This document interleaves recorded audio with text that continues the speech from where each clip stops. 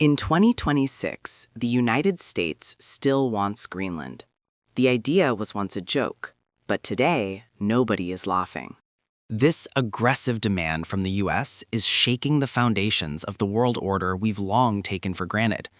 The United States is an undisputed superpower, militarily, economically, and technologically. President Trump and his supporters firmly believe that every nation on Earth secretly dreams of becoming part of America. However, Greenland's response remains as resolute as ever. We are not for sale. History is full of nations that turned down the American temptation. The Philippines, Cuba, Panama, Puerto Rico, Canada, Iceland, and Greenland. These 7 nations kicked away the massive benefits of becoming part of the world's strongest empire. They chose a rocky road to independence over prosperous subjugation. Why did they refuse to become American? And one more uncomfortable question. Why can't America understand their no? Let's first look at the circumstances that led these nations to such choices. The Philippines holds the most brutal record of resisting American persuasion. In 1898, Filipinos believed the U.S. was their liberator, having driven out the Spanish who ruled them for over 300 years. Let's delve into the stories of these nations. The Philippines, in particular, offers a stark and brutal example of resisting American influence. In 1898, Filipinos saw America as their liberator, finally freeing them from over 300 years of Spanish rule. They eagerly awaited freedom. The U.S. indeed defeated Spain and took control, but instead of freedom, they presented a receipt, a bill for ownership, not liberation. America had paid Spain $20 million to buy the land and its people wholesale. The Filipino people were understandably outraged by this transaction. They immediately declared independence, asserting they were not mere commodities to be bought, sold, or traded. Their will for self-determination was unwavering. America's response was chilling. They justified their rule by claiming Filipinos couldn't govern themselves, citing the white man's burden and God's will. This led to the brutal Philippine-American War, which raged for over 3 years, costing more than 200,000 Filipino lives. Even within the U.S., fierce criticism arose, condemning it as an imperialist act that betrayed America's own founding ideals of liberty. Yet, the U.S. remained resolute. Their primary objective was clear: use the Philippines as a crucial military springboard into the strategic heart of Asia. Though the Philippines eventually became a U.S. territory, their spirit of resistance never truly died. The fight for true self-determination continued. Finally, in 1946, the Philippines achieved full independence. They chose sovereign dignity, valuing it far above the perceived benefits of superpower citizenship. Just 145 kilometers from Florida, Cuba was an early strategic prize for the U.S. President John Quincy Adams famously called it a ripe apple, destined to fall into American hands. Cuba was an independent nation in name only. In reality, it was a massive sugar factory and playground for American capital. The 1959 revolution changed everything. Choosing national pride, they nationalized lands and industries from American corporations.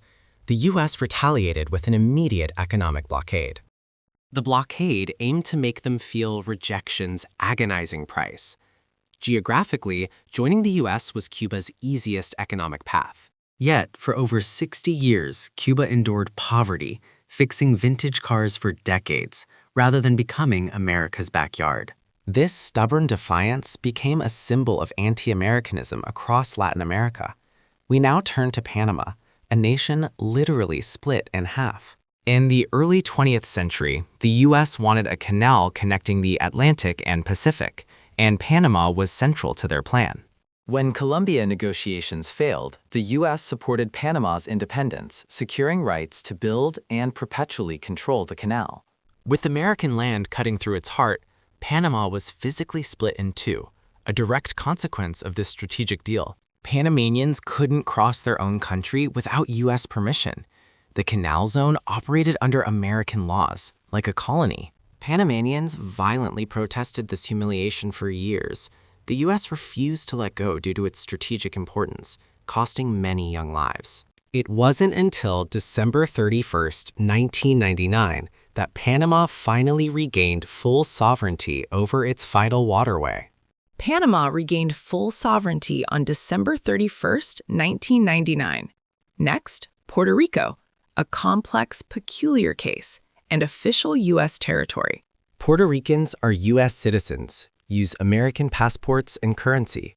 Still, for over a century, they've remained outsiders. They have no presidential vote and face federal benefits discrimination. Independence, statehood, or the status quo?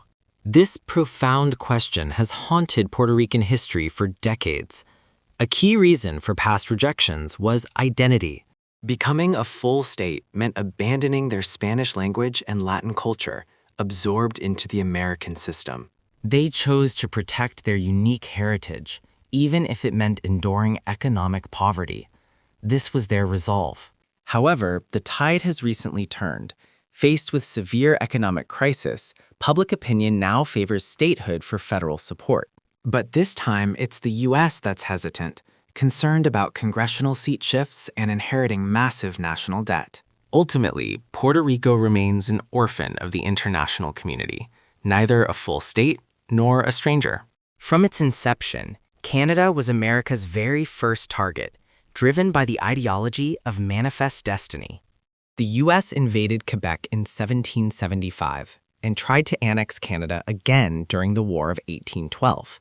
American politicians believed Canadians would flee British oppression into America's embrace, but Canada's response was cold.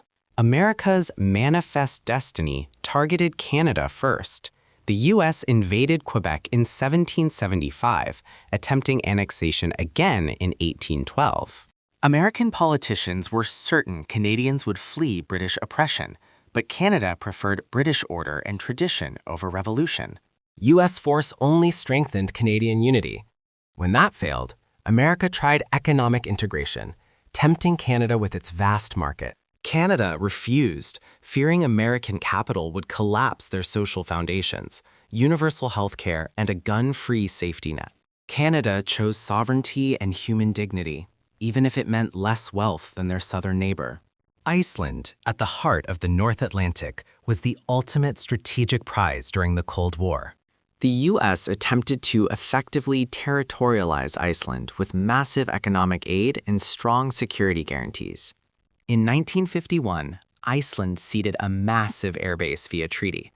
For a small nation with no military, American protection was hard to refuse.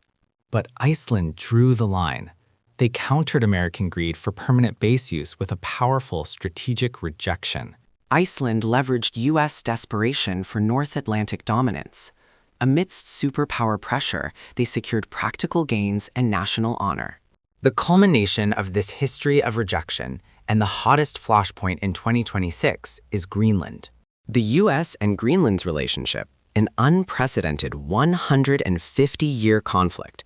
One wants to buy, the other firmly refuses to sell. America, now a colossal empire, might have forgotten its offer can be perceived as an insult, not an attraction.